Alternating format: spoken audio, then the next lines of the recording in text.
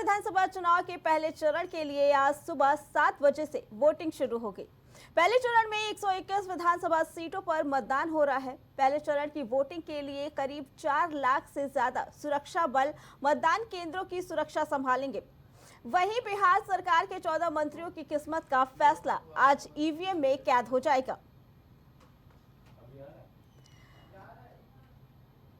उससे पहले ही बता दें कि पहले चरण में विपक्ष के नेता तेजस्वी यादव और सम्राट चौधरी, इसके साथ विजय कुमार सिन्हा की किस्मत का फैसला आज ईवीएम में कैद होगा। चुनाव से पहले भारतीय चुनाव आयोग के आईवीपी ने के तहत 7 देशों के 16 प्रतिनिधियों ने पटना पहुंचकर बिहार चुनाव के पहले चरण के लिए पूरी व्यवस्था देखी। चुनाव से पहले एक दूसरे पर आरोपों के भी दोनों तरफ से झड़ी लगा दी गई है। एक दूसरे पर वार पलटवार लगातार जारी है। जहां एक तरफ विपक्ष का ये कहना है कि इस बार भी वोटों में धांधली की जा रही है, तो वहीं कई वीडियो भी शेयर किए जा रहे हैं। बता दें कि दूसरी तरफ बिहार में पहले चरण की वोटिंग के बीच प्रधानमंत्री भी आज अररिया में रैली को संबोधित करने पहुंचे। प्रधानमंत्री ने इस दौरान महागठबंधन पर जमकर हमला बोला। उन्होंने कहा कि कांग्रेस आरजेडी को देश की सुरक्षा ही नहीं, देश की आस्था से भी कोई मतलब नहीं है। वो हमारी संस्कृति और आस्था का अपमान करते हैं। प्रधानमंत्री ने कहा कि जंगल राज वाले खुद को आपका माई बाप कहते हैं, अपने आप को शहंशाह मानते हैं और बिहार के जंगल राज की सरकार जो 15 सालों तक रही, अब वो खत्म हो गई है, क्योंकि जंगल राज ने बिहार को पूरी तरह से बर्बाद कर दिया था। लेकिन वहीं दूसरी तरफ विपक्ष की तरफ से ये दावे किए जा रहे हैं कि इस बार भी वोटिंग में धांधली की जा रही है। रोहिणी आचार्य ने एक वीडियो शेयर किया, जो वीडियो करनाल स्टेशन का बताया जा रहा था। ट्रेन में कुछ लोग बीजेपी का पट्टा लटकाए बैठे थे, तो वहीं रोहिणी का कहना है कि वो बिहार में वोट देने के लिए जा रहे हैं। बीजेपी ने उन सभी का टिकट कटवाया था। इस वीडियो को रोहिणी ने शेयर किया और उस पर साफ तौर पर लिखा कि जनपद का हरण और हेरा फेरी भाजपा कर रही है। एनडीए सत्ता में बनी रहती है और फर्जी मतदान करने और कराने के लिए भाजपा शासित दूसरे राज्यों से लोगों को लाया जा रहा है। ये सीधे तौर पर भाजपा और एनडीए की हार की हताशा को दर्शाता है। साथ ही विपक्ष भी बोल रहा है कि पुलिसकर्मी अलग अलग घरों में घुसकर बिना किसी वैलिड वजह के वोटर्स को बेरहमी से पीट रहे हैं और उन्हें धमका रहे हैं। क्या एनडीए और क्या महागठबंधन, जिसे जहां मौका मिल रहा है वो एक दूसरे पर निशाना साध रहा है। किसी ने जंगल राज का जिक्र किया तो किसी ने महाजंगल राज की याद दिलाई। किनके दांव में कितना दम है, ये फैसला तो 14 नवंबर को ही हो जाएगा। इसी पे आगे चर्चा के लिए हमारे साथ वरिष्ठ पत्रकार आदेश शुक्ला जुड़ चुके हैं और हमारे साथ राजनीतिक विशेषज्ञ विनय तिवारी। आप दोनों का बहुत बहुत स्वागत है। विनय जी, हम पहले ये जानना चाहें, जैसे कि आज पहले चरण का चुनाव शुरू हो गया है और शुरू से ही बिहार चुनाव पे काफ़ी नज़र भी रही है, क्योंकि ऐसा भी माना जा रहा है कि हो सकता है इस बार सत्ता परिवर्तित हो जाए।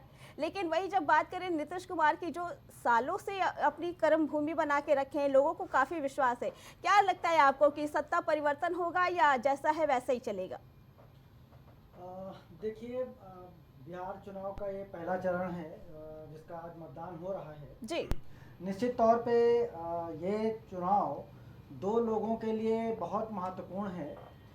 एक तो इस चुनाव की जो धुरी है वो तेजस्वी यादव हैं। कहीं ना कहीं उनका कैरियर और सारा सब कुछ दांव पे लगा हुआ है।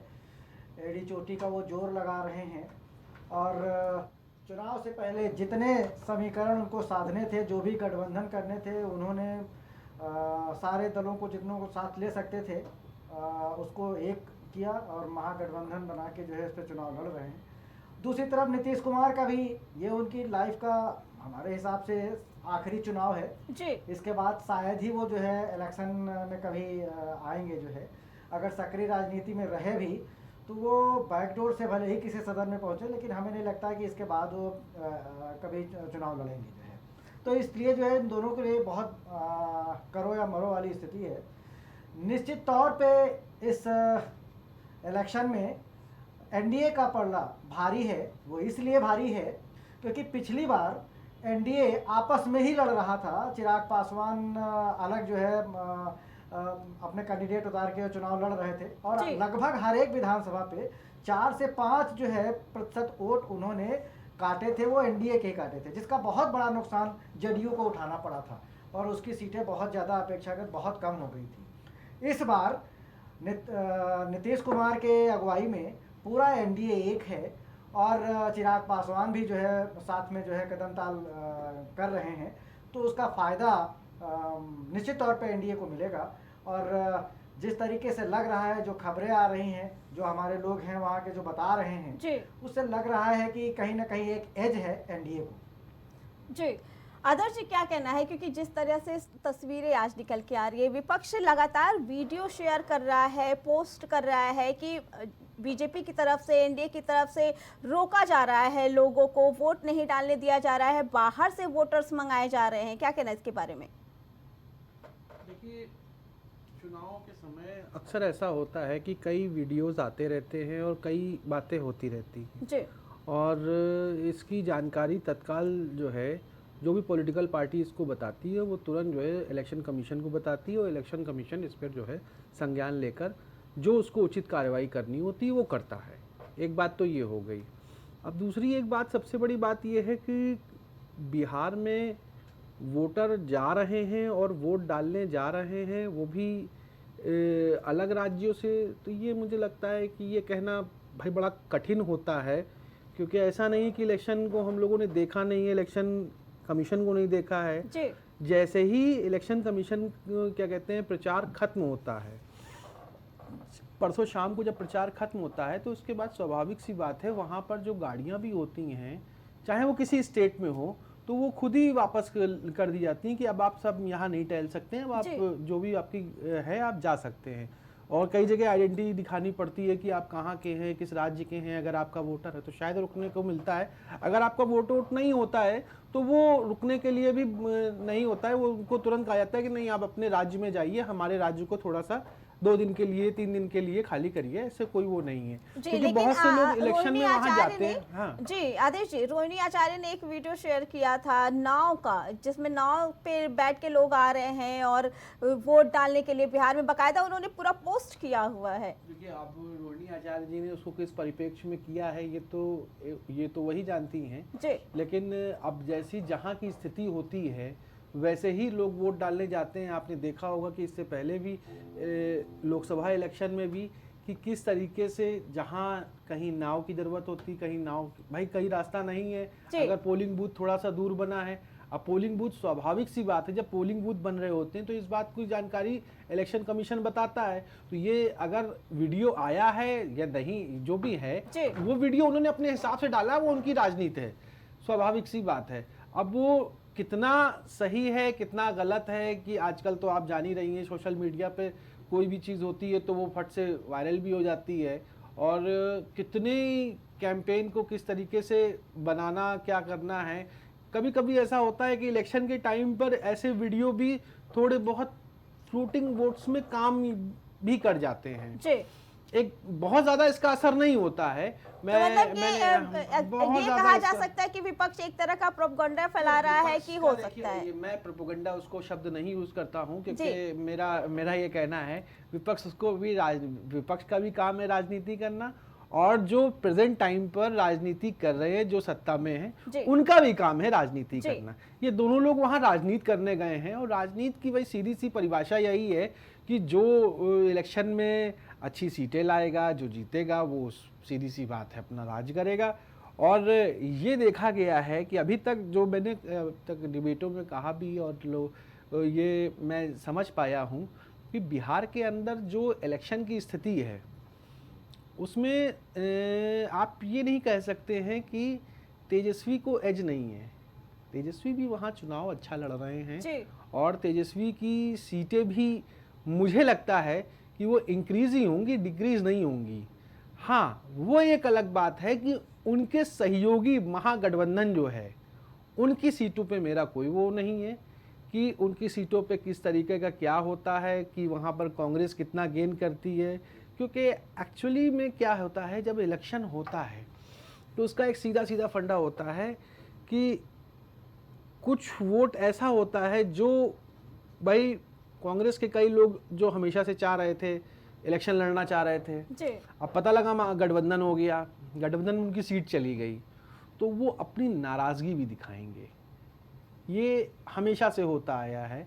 और कांग्रेस वहाँ पर बहुत ज़्यादा सीटों में भी नहीं लड़ रही है, बहुत 30-35 सीटों के आसपास मुझे लगता है उन्होंने संतोषजनक रखा है। जी। और जिस तरीके से आप ये कहिए कि एक तो उनकी सीटें हो गई, ऊपर से उनका संगठन, अब ये देखना है कि महागठबंधन की स्थिति कैसे होती है। अब इसकी जरा पलट के देखते हैं। जी। एक एनडीए आ जाइए, जी। एनडीए में नीतीश कुमार हो गए, नीतीश कुमार सत्ता में है, नीतीश कुमार ने कई योजनाएं चलाई हैं, नीतीश कुमार ने कई सड़कें बनाई हैं, नीतीश कुमार महिलाओं के प्रति बड़ा सॉफ्ट रहते हैं और उन्होंने महिलाओं को एक वोटर के तौर पर उनकी एक अच्छी छवि और है एक अच्छी जर्नी हाँ, रही है उनकी, काफी लंबी जर्नी वो जर्नी रही का है। कारण ही उनका जो है, जी। नीतीश ने जब भी 2010 साल हो गए, नीतीश ने अपने राज्य में क्या कहते हैं शराबबंदी करी। उस शराबबंदी से महिलाओं को वहाँ बड़ी ही एक वो मिलती है कि अपॉर्चुनिटी, उनको ये रहता है कि हाँ भाई शराब बंद हो गई, अब थोड़ा सा माहौल ठीक है। उनके यहाँ जो कलेश थे, जी। जो पारिवारिक कलेश वो होते थे, कुछ उनकी हद तक संख्या कम कम हो हुई गए। है। हाँ। बिहार में बहुत ही संख्या कम हुई है, हालांकि बिहार में पहले ही संख्या ज़्यादा होती थी। तो एक तरफ नीतीश कुमार हो गए। अब बात आती है बीजेपी की, तो आप तो पता है कि बीजेपी जो भी चुनाव लड़ती है वो पूरे दम खम से लड़ती है, उसमें कोई उनका वो नहीं रहता है। चाहे जिस राज्य का भी चुनाव हो, भारतीय जनता पार्टी का चुनाव लड़ने का एक एजेंडा ही रहता है। वो आप ये कहिए कि वो 10 दिन पहले चुनाव लड़ने आते तो वो 10 दिन पहले चुनाव नहीं लड़ने आते हैं, वो परमानेंट वो चुनाव के ही मोड में रहते हैं। ये चुनाव की तैयारी उन्होंने जो है, आप ये सोचिए कि इसको 1-1.5 महीने पहले से करी होगी, नहीं, इनकी चुनाव की तैयारी ऑलमोस्ट ये पिछले जैसे ही नीतीश इनके साथ आए थे, इन्होंने लोकसभा की बता रहा हूं मैं, जी। लोकसभा से ही इन्होंने तय कर लिया था कि हमें इतनी सीटों पे जाना है, जी। इतनी सीटों पे हमें सिस्टम बनाना है, ऐसे ऐसे सिस्टम बनाना है। और उसी के हिसाब से उन्होंने पूरी कार्य रूपरेखा सब तैयारी कर रखी थी। अभी आप देखिए उत्तर प्रदेश में चुनाव नहीं है, लेकिन उत्तर प्रदेश में अभी से उन्होंने चुनाव की तैयारियों को लेकर सिस्टम बनाने शुरू कर दिए हैं। कहीं वो सर्वे करा रहे हैं, कहीं वो यात्रा प्लान कर चुके हैं 10 दिन की, कहीं वो कुछ कर रहे हैं। तो इनका जो एक एजेंडा होता है कि इलेक्शन को लड़ना, और इलेक्शन को लड़ने के साथ साथ उसे अपनी तरफ करना और जीत लेना, यही एक पॉलिटिकल पार्टी की अच्छाई होती है। अब राहुल गांधी के साथ स्थिति ये रही कि महागठबंधन में अभी उनकी सीटें जैसे भी उन्होंने डिसाइड करी, फिर राहुल गांधी थोड़े दिन गायब हो गए, फिर हालांकि फिर वो आने लगे इलेक्शन में, उन्होंने अपने वादे भी किए। कल उन्होंने जो है, आपने देखा होगा कि एक वीडियो भी बताया कि कई जगह से कई जगह से, और एक विदेश की जो है क्या कहते हैं एक नेत्री का नाम लिया और कि उनका चेहरा इस्तेमाल कर करके कई वोट डाले गए हरियाणा में। तो मुझे लगता है कि ये वीडियो अभी तक मुझे समझ में तो आया नहीं है। अब उनकी पॉलिटिकल पार्टी उन्होंने कैसा ब्रीफ किया है, मुझे तो अभी तक उसमें संशय लग रहा है। नीतियों की बात कर लेते हैं विनय जी, हम जानना चाहेंगे क्योंकि इस बार जेंजी शब्द का भी इस्तेमाल किया गया कि वो निकल के आए वोट डालने, क्योंकि हमने पिछले समय से देखा तो इनका काफ़ी एक योगदान रहा है दूसरे देशों में भी जो सत्ता परिवर्तन हुआ है। क्या लगता है आपको कि वहीं से देख के इस बार ये शब्द लाया गया है बिहार चुनाव में भी कि वो आए, वोट करें और सत्ता परिवर्तित करें? विपक्ष कहीं ना कहीं थोड़ा जो है इस मुद्दे को बरगला रहा है, भ्रमित कर रहा है। निश्चित तौर पे जेनजी जो पूरे विश्व में अपनी उपस्थिति दर्ज करा रहा है, वो समूह हिंदुस्तान में आज नहीं, आज से 11 साल 12 साल पहले ही अपनी उपस्थिति दर्ज कराई थी, वो भी एक्टिव तरीके से, जब उसने मनमोहन सरकार जो UPA 2 सरकार थी उसको उखाड़ फेंका था। और नरेंद्र मोदी को उस समय जो युवा वर्ग था उसने बहुत ज़्यादा जो है सपोर्ट किया था। उसी का नतीजा था कि भाजपा जो है पूर्ण बहुमत से अपनी सरकार बना पाई थी और एनडीए को अपेक्षाकृत जितना एनडीए सोच रहा था उससे ज़्यादा उसको सीट मिली थी। और तब से अगर देखा जाए तो लगातार हर चुनाव में इलेक्शन जो है जेनजी यानी कि युवा जो ग्रुप है वो काफ़ी अच्छे संख्या में भागीदारी करते हैं और वो जो है हिंदुस्तान की राजनीति में रुचि ले रहे हैं। ये हिंदुस्तान के लिए तो अच्छी चीज़ है ही है और एक स्वस्थ लोकतंत्र के लिए कि जहाँ के युवा वर्ग जो है राजनीति में अपना जो है महत्वपूर्ण योगदान दे रहे हैं। तो ये विपक्ष का ये कहना कि जंजी अब जो है ऐसा कुछ कर रहा है, तो जी। ये चीज़ सही नहीं है। वो ऑलरेडी 15 साल पहले ही जंजी एक्टिव हो चुका था, और वो समुदाय वो एक विशेष वर्ग भारतीय राजनीति में सक्रिय हो चुका था पहले ही। जी, लेकिन जो देखने को मिला है जैसे पिछले कुछ समय से कि काफ़ी सत्ता परिवर्तन हुआ है दूसरे देशों में, क्या लगता है कि इस शब्द का यूज़ अब इसीलिए किया गया है कि हमारे युवा निकल के आए और अब सरकार को बदले? क्योंकि इस बार ये कहा जा रहा है कि सरकार बदलने के चांसेस है विपक्ष की तरफ से। जैसे कि सुबह भी लालू प्रसाद ने वोट किया, अपना एक पोस्ट किया था कि तवे पे रोटी पलटते रहना चाहिए। इसी तरीके से उन्होंने ये भी कहा कि आईपी सिंह का एक बयान आया कि चिराग बुझने वाला है, कमल मुरझाने वाला है, जो तीर निकल चुका है वो आसमान में ही है।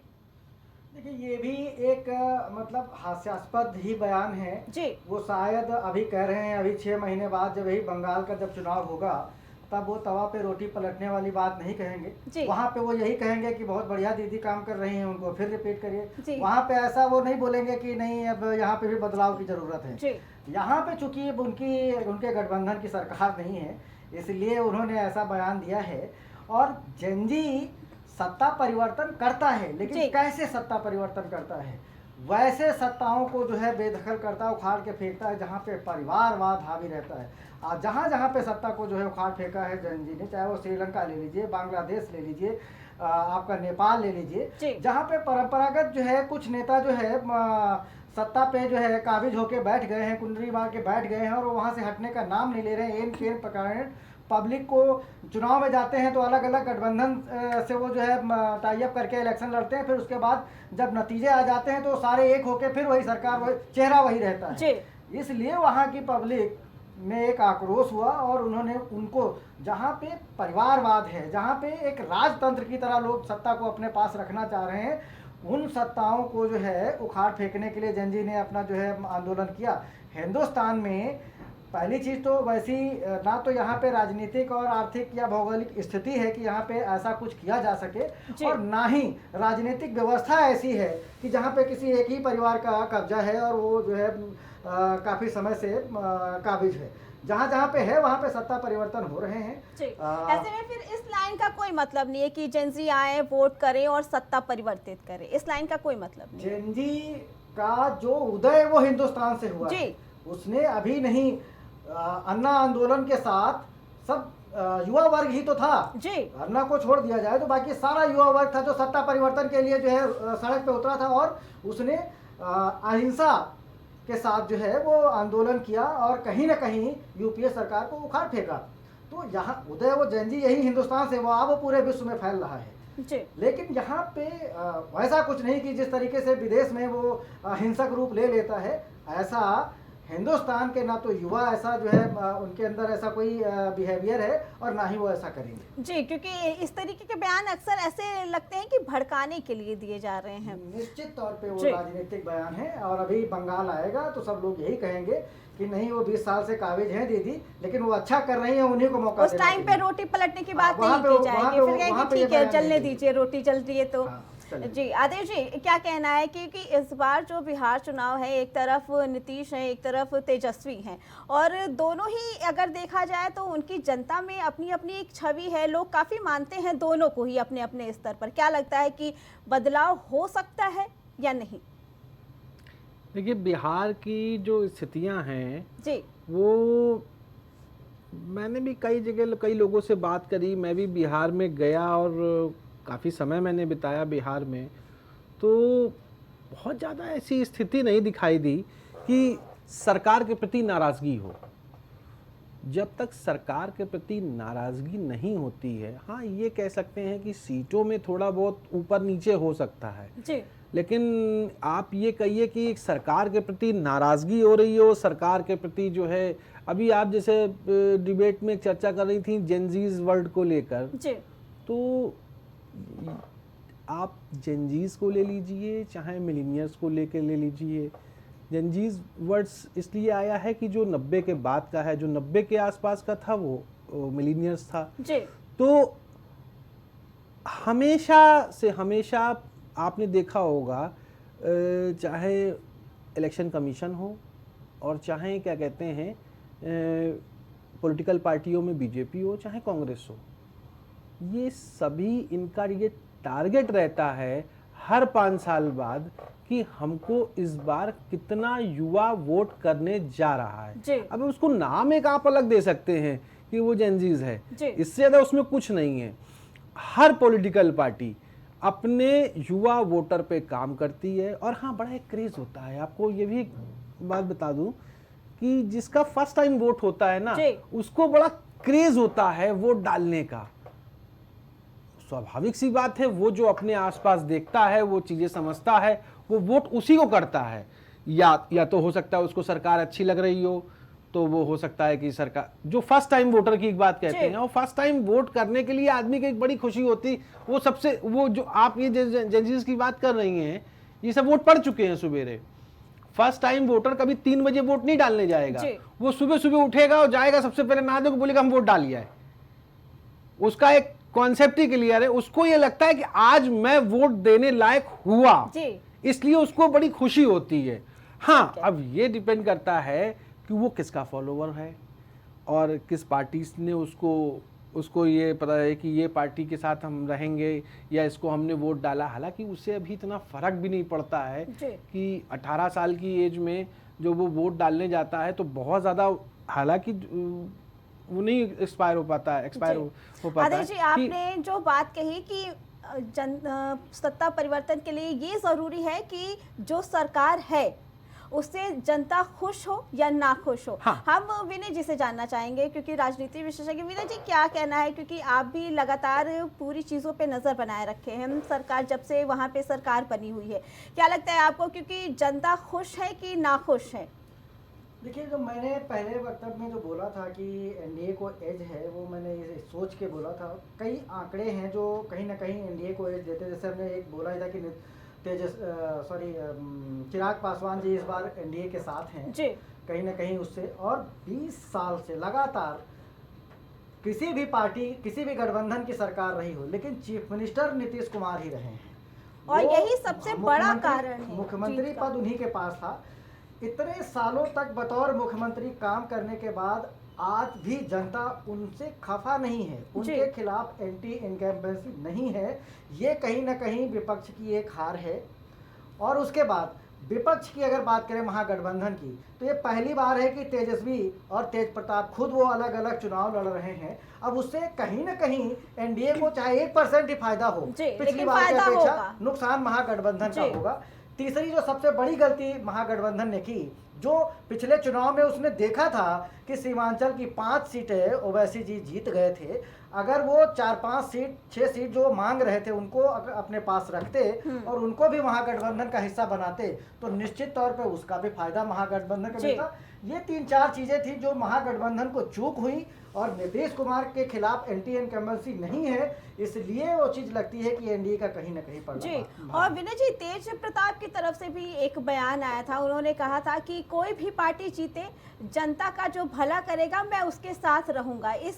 उनके इस बयान के बाद क्या समझ में आता कि अगर इंडिया गठबंधन जीतती है तो तेज प्रताप वापस अपनी पार्टी में जा सकते हैं? देखिए, 3 पार्टियां, भाजपा और राष्ट्रीय जनता दल और जेडीयू, ये जो चुनाव हो रहा है इससे कुछ अपेक्षाएं लगाए हुए हैं कि हम सरकार में आएंगे जी। इसको छोड़ दिया जाए तो कांग्रेस, तेज प्रताप, प्रशांत किशोर, ओवैसी, ये लोग सोच रहे हैं कि हम कितनी ज्यादा उपस्थिति दर्ज करा पाए। उनको, तेज प्रताप जी को पता है, आपने तेज प्रताप जी के लिए पूछा तो उनको ये पता है कि ना तो हम सरकार बनाने जा रहे हैं, ना हम सरकार में आने जा रहे हैं।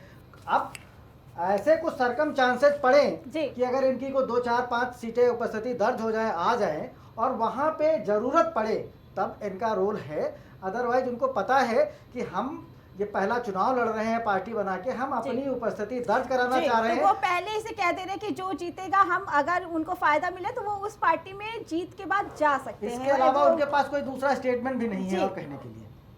जी, ठीक है। आदेश जी, क्या कहना चाह रहे थे? आपकी बात तो उस समय अधूरी रह गई थी, जो इस तरीके से सत्ता परिवर्तन की बात हो रही है। एक तरफ विपक्ष ये भी श्योर है कि हम जीतेंगे, दूसरी तरफ विपक्ष ये भी नैरेटिव सेट कर रहा है कि नहीं, धांधली की जा रही है, वोटर्स बाहर से लाए जा रहे हैं, वोटिंग नहीं करने दी जा रही है। देखिए, विपक्ष की बात करिए तो विपक्ष ने भी 2 दिन पहले, 1 दिन पहले जब इलेक्शन का प्रचार वहाँ ख़त्म नहीं हुआ था, उसके एक दिन पहले की बात है।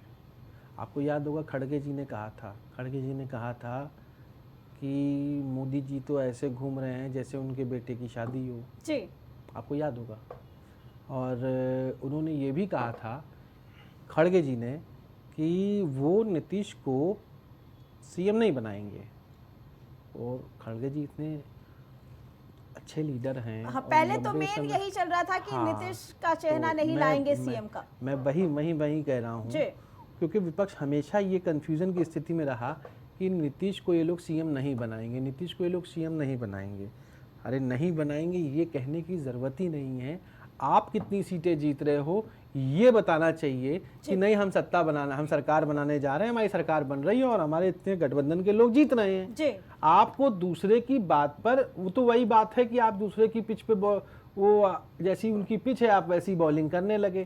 तो स्वाभाविक सी बात है इन सब चीज़ों को लेकर अंतर स्थिति जो भी होगी, और ये हम लोगों को ज़्यादा समय का वेट नहीं करना। 14 तारीख को चीज़ें हैं। आज कई लोगों के ईवीएम में कैद होती चली जा रही हैं किस्मतें। अभी आपने चलाया कि इतनी सीटों पे क्या कहते हैं पहले आज है, फिर 11 तारीख हाँ, को 11 है। को है और 14 नवंबर को हो जाएगा। जी। 125 सीटों के आसपास मुझे लगता है कि आज जो है ईवीएम में कैद हो गया है। जी। तो इन सब चीज़ों को है, और बाकी तो 14 नवंबर को ही थोड़ा सा डिसाइड किया जाए कि स्थिति क्या होगी, क्योंकि हम लोग कोई पॉलिटिकल पार्टी तो है नहीं जी। कि आपस में हम किसी को भला और किसी को बुरा क्यों कहें। दोनों ही सभी पार्टियां वहाँ चुनाव लड़ रही हैं और चुनाव लड़ना भी चाहिए। ये एक भारत के लोकतंत्र की एक आज़ादी का एक वो है। जी विनय जी, लेकिन जिस तरीके से देखा जा रहा है कि चुनाव पड़ रहे हैं, लोगों की भी जो राय है वहाँ से, क्या लगता है कि अभी पे एनडीए का पलड़ा भारी ही नजर आ रहा है कहीं ना कहीं? निश्चित तौर पे जो एंटी इनकम्बेंसी पिछले 20 साल में एक ही व्यक्ति के पास चीफ मिनिस्टरशिप है जी। तो होनी चाहिए, वैसी फील्ड पे दिखाई नहीं पड़ रही है। कहीं ना कहीं विपक्ष भी बैकडोर से वो यही कह रहा है कि एनडीए भाजपा खासकर जो है नीतीश कुमार को चीफ मिनिस्टर घोषित नहीं कर रही।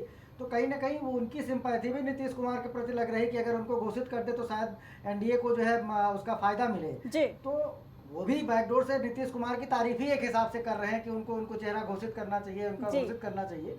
और निश्चित तौर पे नीतीश कुमार ने बिहार को एक अच्छे लेवल पे पहुंचाया है। मैं ये नहीं कह रहा हूँ कि सब चीज़ें वहाँ पे डेवलप हो गई हैं, सारी समस्याएं खत्म हो गई हैं, बहुत कुछ काम करने के लिए बाकी है, लेकिन बहुत सारा बदलाव नीतीश सरकार ने किया है। और पिछले अगर 15-20 साल देखे जाएं तो बिहार में ज़मीन आसमान का अंतर हुआ है। जी। और नीतीश कुमार का वैसे भी ये आखिरी चुनाव है, इसके बाद शायद ही वो सक्रिय राजनीति में रहें। और जिस तरीके से चुनाव के टाइम पे जिस तरीके से एकता देखने को मिली, चाहे यूपी के मुख्यमंत्री हो, उप मुख्यमंत्री हो, प्रधानमंत्री हो, खुद गए वहाँ पे, उन लोगों ने रैली की, गृह मंत्री गए रैली की और सभी को उस तरीके से प्रोत्साहित किया, उस तरीके से इंडिया गठबंधन में वो बात नजर नहीं आई। इंडिया गठबंधन शुरुआत से ही थोड़ा बहुत कंफ्यूज था। देखिए है क्या कि कांग्रेस बिहार विधानसभा से ज़्यादा उस पर फोकस कर भी नहीं रही है। राहुल गांधी का फोकस 2029 है, सेंट्रल का चुनाव, वो कहीं ना कहीं वो उसकी तैयारी कर रहे हैं और इसीलिए वो बिहार में वोट अधिकार यात्रा उन्होंने शुरू की। जो लोकल चुनाव, बिहार के लोकल चुनाव होने के नाते वो मुद्दा उतना ज़्यादा प्रभावी नहीं था। तेजस्वी पहले से भी लोकल मुद्दे, लॉ एंड ऑर्डर, बेरोजगारी, भुखमरी, गरीबी, उस पर वो फोकस कर रहे थे। लेकिन वो 14-15 दिन जितने दिन भी वोट अधिकार यात्रा रही, कहीं ना कहीं राहुल गांधी ने विपक्ष का जो सारे मुद्दे थे वो हाईजैक करके किसी एक चीज़ पे फोकस कर दिया। और उसके बाद उस वोट अधिकार यात्रा के बाद वो हिंदुस्तान से बाहर भी चले गए। उसके बाद चुनाव में कहीं ना कहीं विपक्ष सक्रिय हुआ, खासकर तेजस्वी सक्रिय हुए और उन्होंने एक दूसरी यात्रा निकाली और जनता के बीच में गए। और उसके बाद से जो मुद्दे उठे हैं वो बेरोजगारी को हों, लॉ एंड ऑर्डर के हों, नौकरी के हों, व्यवसाय के हों, इन सब चीज़ों को लेके उन्होंने प्रेस कॉन्फ्रेंस की, बहुत सारे घोषणाएं की, बहुत सारे वादे किए हैं।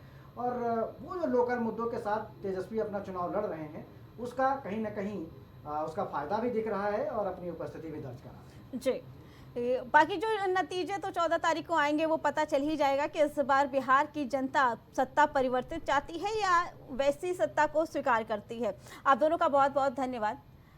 बता दें कि आज 6 नवंबर को आज बिहार के पहले चरण का चुनाव जारी है और अभी तक वोटिंग प्रतिशत भी आ गए हैं, जिसकी वजह से ये साफ तौर पर देखा जा रहा है कि लोग अपने घरों से जा रहे हैं और अभी भी वोट कर रहे हैं। लेकिन नतीजे 14 तारीख को आएंगे, जिस दिन पता चलेगा कि इस बार बिहार की जनता को किसका साथ मंजूर है।